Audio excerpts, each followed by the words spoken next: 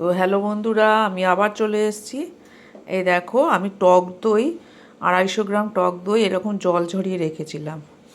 ওর মধ্যে হলুদ দিলাম, আর ধনে গুঁড়ো, জিরে গুঁড়ো, আর লাল লঙ্কার গুঁড়ো, আর কিছুটা কাঁচা লঙ্কা আর রসুন আমি বেটে রেখে দিয়েছিলাম, আর নুন দিলাম। দিয়ে ভালো করে এটা মাখিয়ে নেব। মাখিয়ে এবার একটু রিফাইন তেল দিলাম, আর একটু মানে কাশ্মীরি লাল লঙ্কার গুঁড়ো, যেটা এটা ঝাল না, এটা কালারটার জন্য আমি দিয়েছি। কি বানাচ্ছি দেখো। এবার দেখো, চিকেনটা আমি ধুয়ে পরিষ্কার করে রেখে দিয়েছি।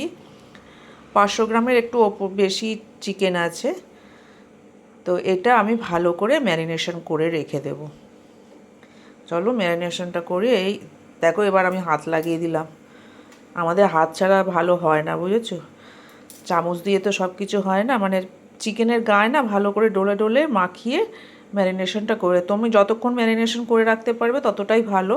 তো আমি বেশি টাইম পাইনি, 1 ঘন্টার মতন আমার ছিল। আর এখানে ডিমের সাদা অংশটা নিয়েছি, নুন দিয়েছি, রসুন, আর কিছুটা চিজ নিয়েছি। কি বানাচ্ছি তোমরা হয়তো বুঝেই গেছো এখন। তো এটা আমি একটু ব্লেন্ড করে নেব। দেখো, ব্লেন্ড করে নিয়েছি, আমার ক্রিম রেডি।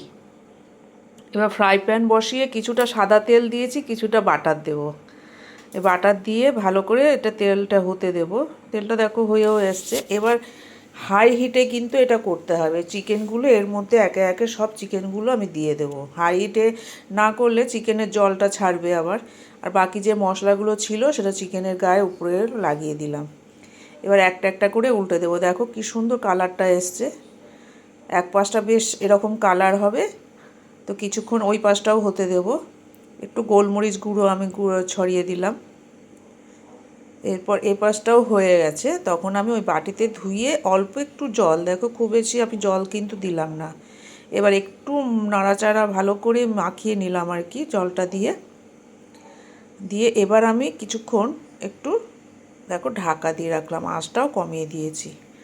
তো 5 মিনিট ঢাকা দিয়ে রেখে হতে দিয়েছি। সামান্য চিনি দিলাম। এবার ঢাকনাটা খুলে চিনি দিয়েছি। এবার চিনি দিয়ে আরেকটু কিছুক্ষণ আমি হতে দেব। 2-3 মিনিট হলেই এটা হয়ে যাবে। দেখো হয়ে গেছে, এখন খুলেছি। কি সুন্দর কালারটা চলে এসছে। এখন আমি এই ক্রিমটা যেটা বানিয়েছিলাম না, সেই ক্রিমটা এই চিকেনের ওপর দিয়ে ভালো করে ছড়িয়ে দেব। দিয়ে একদম লো হিটে ঢাকা দিয়ে 2-3 মিনিট হতে দেব। দেখো হয়ে গেছে, কি সুন্দর দেখতে হয়েছে না? এই দেখো, চামচ দিয়ে কেটেছি, একদম মাংসটা কেটে চলে আসছে। এর সাথে যদি হয় বেশ গরম গরম পরোটা, লুচি, মানে খুবই স্বাদের। তো তোমাদের কেমন লাগলো রেসিপিটা? যদি ভালো লেগে থাকে লাইক, কমেন্ট, শেয়ার করো।